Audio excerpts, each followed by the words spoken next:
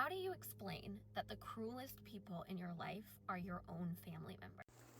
Okay, so I have struggled to find the perfect intro to describe the fact that just because blood makes you family does not mean that family is amazing. It is coming up on Sawyer's 5th birthday on July 26th. It is also coming up on the 5-year mark where he passed away, which is August 10th at 11:59 p.m. So August 10th and 11th are very hard for me. But I thought, in honor of his 5th birthday, I should do the top five things that or whatever that my family has said or done since he's died. Number one being my own shitty ass brother called CPS on me while my oldest was literally dying of multi-system organ failure. All because I guess because I had posted that I was with my most recent ex the day that she ended up being admitted to the hospital, supposedly. But screenshots of I had updated my Facebook profile. It all started because of my Facebook profile. I put that I was now officially in a relationship, and it was actually posted like 2 days before my daughter had gotten admitted and life flighted and everything, okay? But that was what I was told from family members. And then, they lied about it, that it was them, because, why else be truthful? It's just me. And then, I get a letter in the mail from the DES office or whatever. It turns out it was a fake letter from my brother and his wife, that they made a fake return address of the DES office and everything. And basically stating that, yes, they did call CPS, and it was because I was shitty. But, according to my mom, it was because I got into a relationship. I've learned that I need to take whatever my egg donor says with a grain of salt, because it's either half-truths, partial truths, or no truths at all. My family is notorious for telling other people things about me or whatever, and then being like, don't tell Emily. Don't tell her. Okay, whatever. I am convinced that my egg donor, my sperm donor, and the person I supposedly should call a brother, they were put here to have me off myself, because I lost my son. And I had said, after he had passed, that I would love to have a full body silicone baby, weighing what he weighed, how long he was, with his features, and they can run around $150 to $400, $500.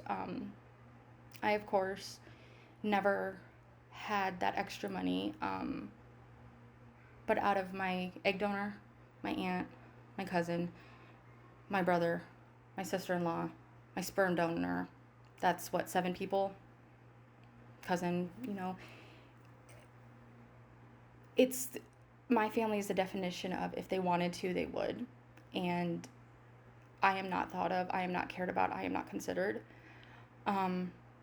because I asked for money to go towards a memorial tattoo for my son, a full body silicone baby for me, because I was healing from a C-section. I was drying up my boobs from, pumping for him. I was going through postpartum recovery without my baby. And come to find out, my mom knew that I wanted one, but here's the first thing. She never had enough money. She makes the most money, I think, out of everybody in my family, but she spends it stupidly. She's stupid with her money. She is not financially wise at all. But if you try and talk to her about it, it's my money, I can do what I want with it. But yet you don't pay your bills and keep up on your car and stuff before you buy what you want. But okay, whatever. But you're telling me out of 7, 8 people, you guys couldn't have pitched in $50 each to get me one?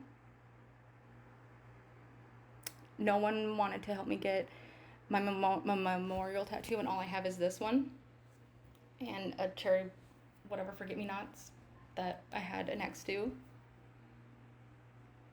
But she never had enough money, but yet she got my 6, almost 7-year-old a full body silicone for her 7th birthday because she's wanted one forever.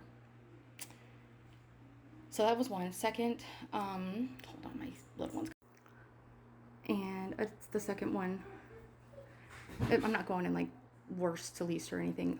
I was on medicine trying to get my OCD and everything under control, and if you are taking the wrong medicine for you, you can have the adverse reactions of anger and suicidal ideation and everything, and I was suffering with those side effects from a medication, and I did not know that at the time, and I was ready to end it.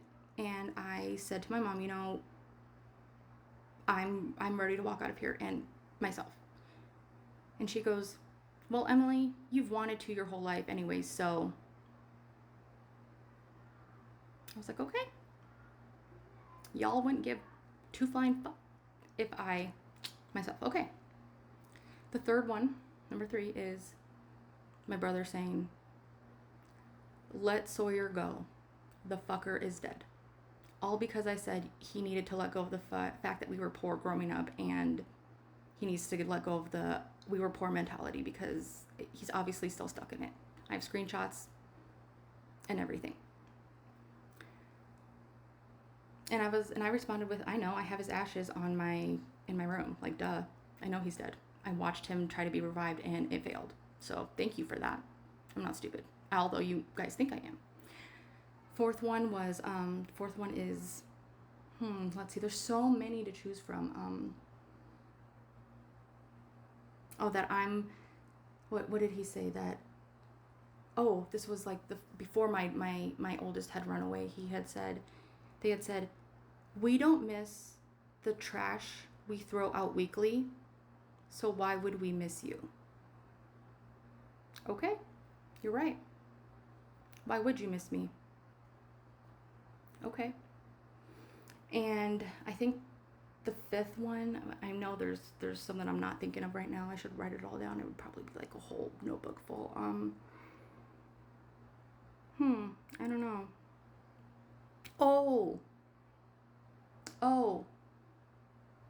My 6-year-old and my 12-year-old have recently told me that my egg donor, my mom, who claims to love me and whatever, says that I use losing Sawyer as an excuse too much, and that she did everything she could after he passed away.